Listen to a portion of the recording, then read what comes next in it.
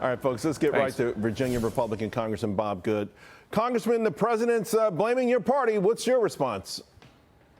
Well, that's typical of the president. He doesn't take responsibility for any of the harm that he's doing. That's literally destroying the country. And top of the heap there is what he's doing at the border. I would submit that never in the history of the country has our own president done more to intentionally harm the United States than what this president has done with the border, with some 7 million illegals who've been invaded our country with the help of this president. As you know, about 1.5 million of those, the criminal gotaways who avoid apprehension. They don't want all the free stuff that the Biden administration is providing to them. And irreparable harm has been done to this country already. He ought to be impeached because of the border. We need more investigation based on the actions of the Biden crime family. We don't need more investigation on the border. Mayorkas should be impeached, but ultimately President Biden should be impeached because of the border. Representative, what's amazing to me is when President Trump was in office, Democrats proudly boasted of there being sanctuary cities or states. And of course, you know, the whole thing was that President Trump was supposedly a racist and he didn't want people coming here. Well, they're here and now they're making their way to those sanctuary cities and states. Are you shocked somewhat how quickly they're falling apart and pointing fingers at each other? I mean, they're actually saying no mas, no mas. These are the same folks that said, come on, read the bottom of the Statue of Liberty. Come on, come in. But I think they never really thought these folks would get too far past Texas, too far past some of these border states. And now a lot of Democratic infighting. Yeah, this president promised amnesty to illegals who are here in the country during the 2020 election. This party doesn't want to allow us to require proof of citizenship or even a voter ID for folks to be able to vote.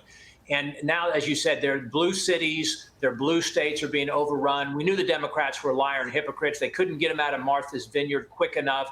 And now they're suffering in New York City with just a fraction of what the border states are suffering with. But the American people are waking up to it. And the Republican House ought to be doing everything we can to prevent this from happening. Right. We can't let this go on for another year and a half. Let me switch gears with you. Speaking of the Republican House and infighting, where are the Republicans on this shutdown? All the headlines today pointing to a lot of internal squabbles, maybe questions about the leadership there.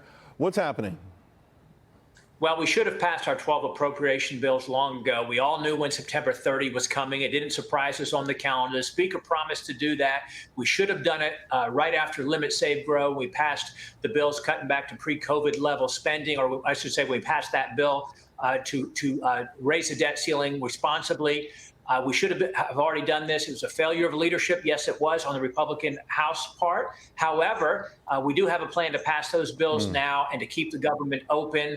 I hope that Chuck Schumer will not reject us securing the border and cutting spending and will choose instead to shut down the government instead of shutting down the border. Yeah, a moment ago you used spending and responsibly in the same sentence. Government spending since the last debt ceiling deal, $1.6 trillion, 33 trillion in debt. We're heading $1 trillion a year just to service the debt. We'll spend more in servicing our debt than our national defense. We could open a lot of schools. We could serve a lot of people with that. Does the conversation ever pivot and down where you are on both sides of the aisle? Does it ever pivot towards saving America? Democrats, as you know, are trying to increase spending in the House, and so are Republicans and Democrats, unfortunately, in the Senate. So the House Republicans are the only thing standing between that. But we've got to have the resolve and the stomach to make the tough choices. We've got to stare down the Senate and the White House and say, no, we've got to cut our spending in the House.